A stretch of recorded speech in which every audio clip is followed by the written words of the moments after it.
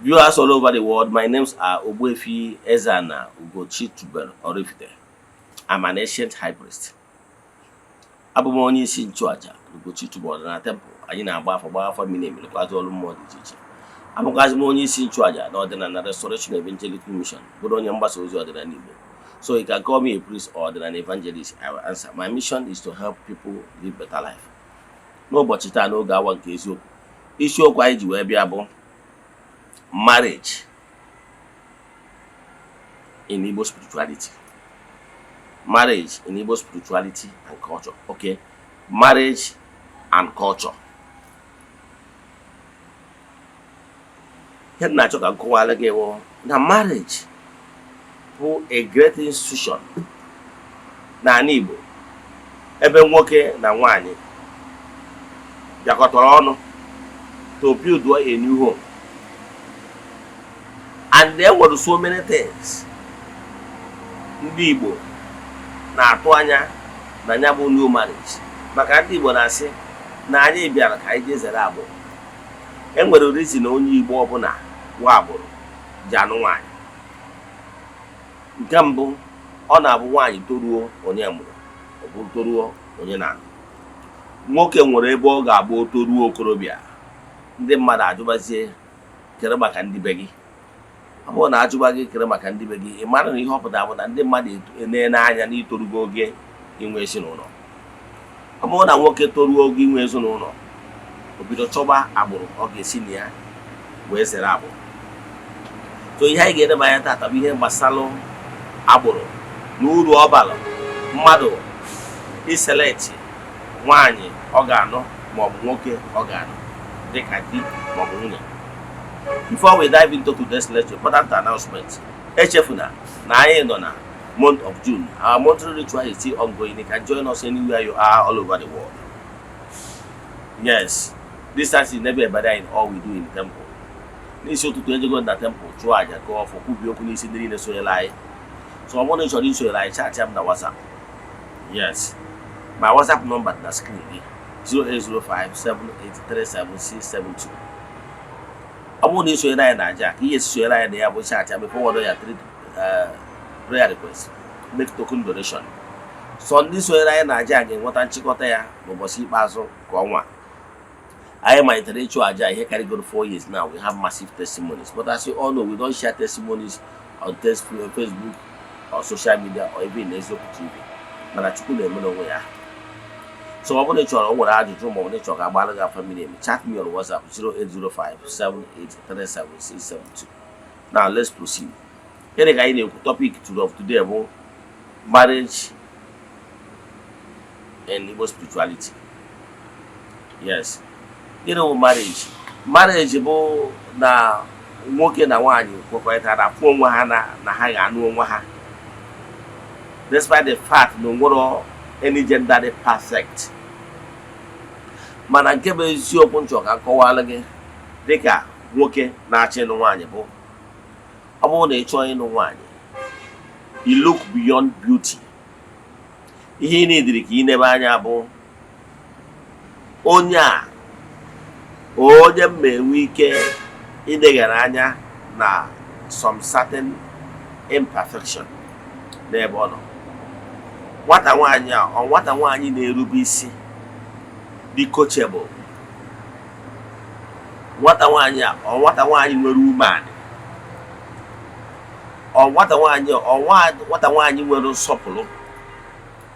Ka ị ga-esi ma ihe ndị a na omenala Igbo bụ na-etu nne na nna ya si ebi.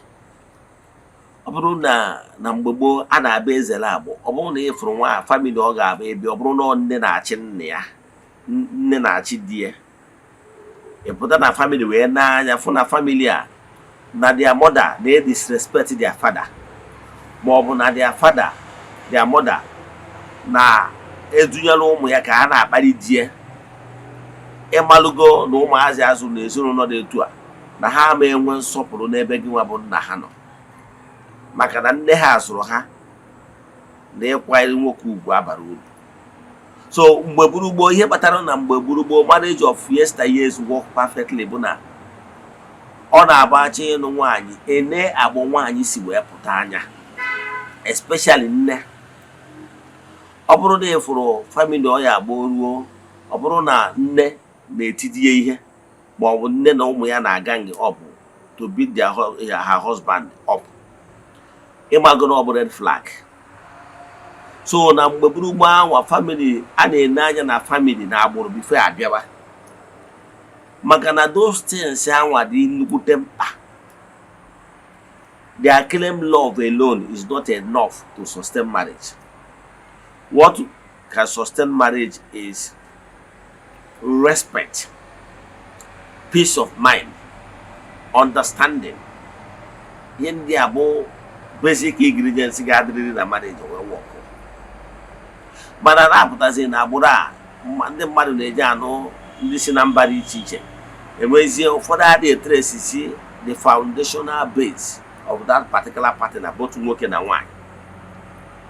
Ịbụrụ nwaanyị, ịbụrụ nwoke, ma ọ bụ n'isi bụ nwoke ma n'isi na agbụrụ ebe nna na-eti nne ihe, all red flag ka ọ bụ. Yes, gịnị ka m na-ekwu maka ihe na-ekwu maka ya bụ na-enwere ihe nwoke na nwaanyị kwesịrị inene n'ime onwe ha before ha agaba n'iru. Na mgbe gboo, ndị nna anyị ha na-abụ ọ bụrụ na nwaanyị chọọ ịlụ di, ịbịa mechaa ihe dị na nwaanyị bịakwute ha sị nwa maazị ụka ọnụ na m chọrọ ịlụ nwa gị nwaanyị, ha sị na ha anụghị ihe ị kwuru, ha maa njụ. Ndị Igbo na-eme ya. Gịnị ebe ịgba njụ?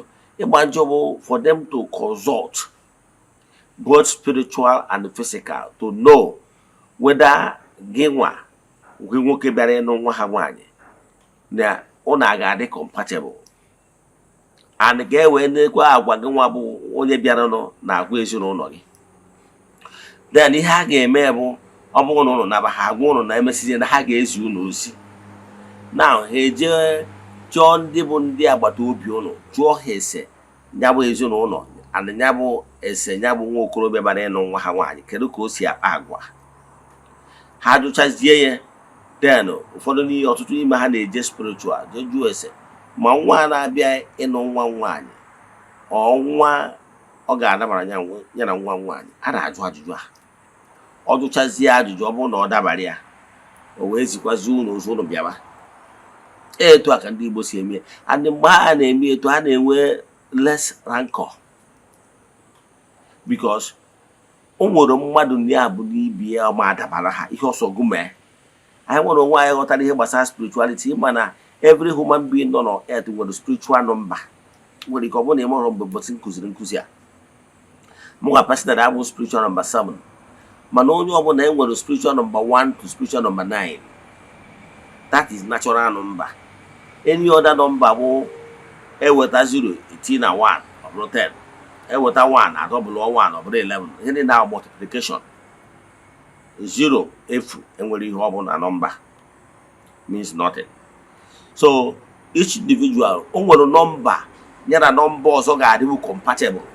Onye akpatara na mmadụ niile nọ n'ụwa ama afrata gị n'anya, no matter what, if you like, kill yourself.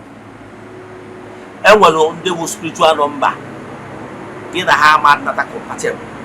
Mgbe ọ bụ na gị na ha nọ ahụ a na-agbakasị ha, ihe ọsọ gị mee ha, they will never be happy. They will always pick offense. In fact, etu ha si reason na etu na ha etigo nwa si reason ga na crash frequently. So onye akpatara na onwere onye nọ n'ụwa mmadụ niile ga-afụcha n'anya. Ịghọtara ya? Yes. So onye gosiri na spiritually nwegodoro onye gị na ya adịrọ compatible. The radiation of both of you na crash. So ibuna n'obi na mmadụ niile ga-afụ gị n'anya no matter what. So ọ bụrụ na mgbe ahụ abịazi check spiritually and physically fọdụ ụlọ na-abụ dị compatible, parents enye approval. Mana kịta azụ ọ na-abụ abịazie na agbụrụ a, ihe ndị mmadụ ji anụ di ma ọ nụọ nwaanyị bụ na the guy bụ ike, normal mma nwoke, ma ọ bụrụ nwaanyị normal mma na onwe the right cups. Ihe ndị a bụrụ onye ihe matara, because those things cannot stand the test of time. Ọ bụrụ na nwaanyị machara mma bụrụ n'ebe ejeghị ọrụ, ọ bụrụ na onwe aja agwa, ị ga-afụ na die ahụ gara agbakasị die, even die ama na-afụta that beauty. Onye ga na-afụta that beauty ma ọ bụ ajọ nwoke, that handsomeness bụ onye outside, maka na onye ahụ afụrụ dirty part of that person.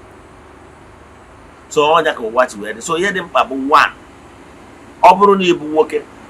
Ị na-achọ nwaanyị. Ihe ị ga-achọ bụ nwaanyị na-erube isi.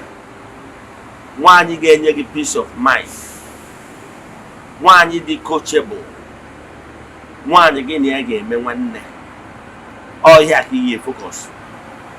Nwaanyị share the same vision to you. Ọ bụrụ na ebu somebody na like ịgba mbọ, chọba nwaanyị ga-abụ a motivating factor, force to your dreams. Ya bụrụ nwaanyị gị na share the same dreams, gị na share the same goals. Ebe ị na-achọ ije ka nwa na-achọ ije. Example, gị na mmadụ na-akpa nkata na-ajụ ya, where do you want to be in the next 3-5 years? If you know you share the same vision, n'ebe na-aga ka ọ na-aga, ọ ga-eme ọ bụ na gị na onye na-eto abụrụ husband and wife, unu ga-eme ọfụma.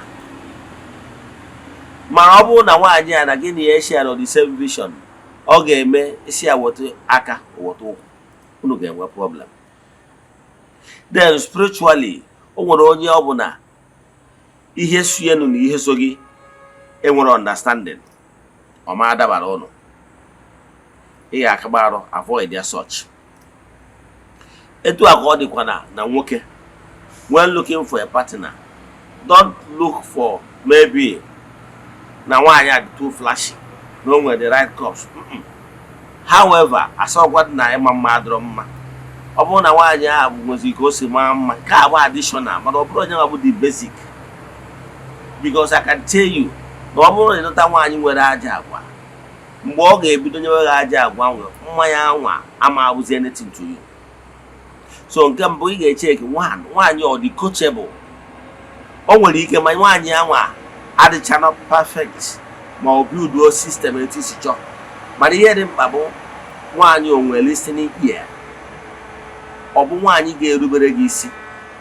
Ọ bụ nwaanyị dị coachable. Ọ bụ nwaanyị ga-enye gị peace of mind.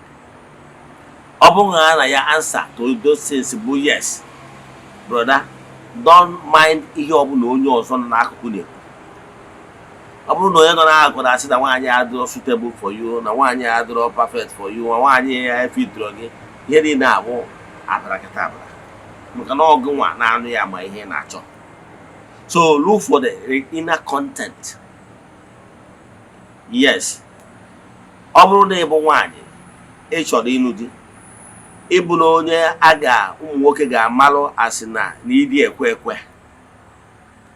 bụrụ onye ọ ga-abụ adụọ okwe, onye ọ ga-abụ achọ ka enye correction, okweta ka enye correction. Ọ bụrụ na ụmụ nwoke na-abịa across you fụta na ịbụ onye adị ekwe ekwe, they will be running away from you. And by then, ị nwere ike na-eblame ndị mmiri, ị nwere ike na-eblame ọgbanje, ị nwere ike na-eblame nwunye di nne gị na onye nwa dị responsible ya not getting married. Mana agwa gị, o nwere ihe nwoke na-achọ n'ebe nwaanyị nọ ka nwaanyị dị umeala ga-abụ ọ bụrụ na egwu ya okwelu na-enye gị peace of mind. Ya bụ ihe dị mkpa. Nke ọzọ bụ ọ bụrụ ha anaghị ghọtalụ na nwoke a mfụchalụ ndị ọzọ wee bịa nụọ gị, ikweta na ị ga-erubere ya isi, na ị ga-anọrịrị under the man.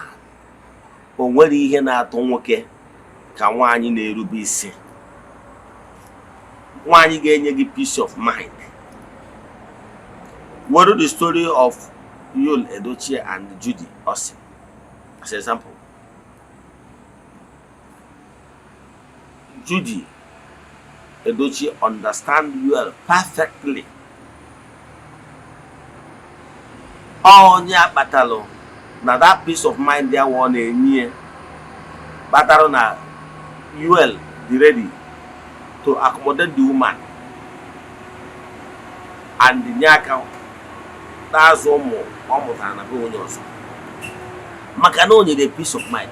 If you give peace of mind to your husband as a woman, that man ga-eburu ya burden, buru ya family burden too.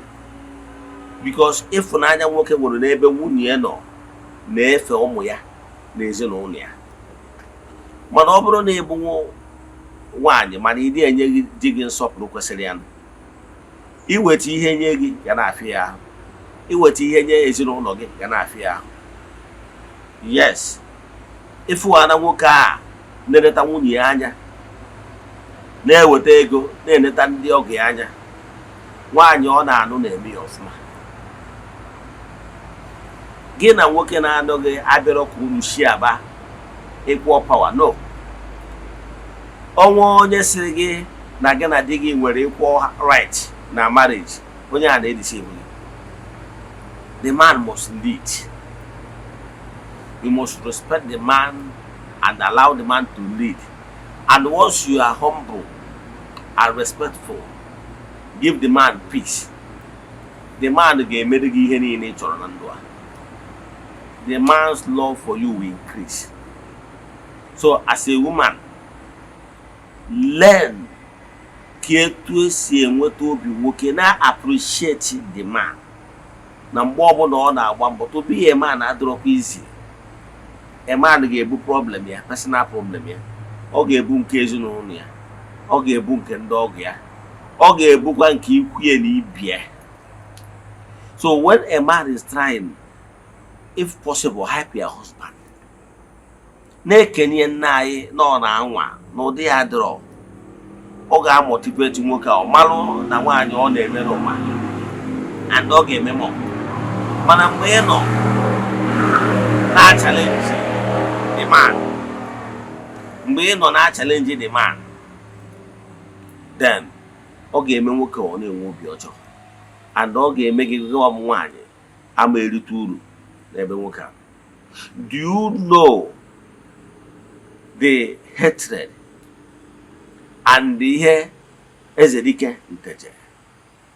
Do you know ụfọdụ asị ndị mmadụ kpọrọ ya maka na ọ nụrụ di? Ị nwere idea? Yet ọ nabatata nwaanyị maka na nwaanyị a na-enye total peace of mind. Ajụjụ ị ga-ajụ onwe gị, gị nwa wụ dị married, ị na-enye ya husband peace of mind? Gị nwa na onwe gị ka bụ nwa agbọghọbịa na-achọ ịnụ di, are you willing to give your friends ma your friend or onye chọrọ ịnụ gị, ị na-enye peace of mind? Maka ọ bụrụ na inye peace of mind, he will run away and they begin to blame the spirits for your predicaments. Let me stop here. If you have any question in today's lecture, family, chat me on WhatsApp 0805-7837-672. Let us pray. Ekwem na Chineke. Ekwem na ọ dị ihe siri m ike ka Chineke na-apụghị izi m ụzọ m ga-esi lụgbuo ya n'ihi na ọ mazuru ihe niile. Obi m siri ike ka Chineke emeworo m ya. Ya gazie. May the blessings of Chukwu pray me here be with you all now and forevermore. Ya gazie.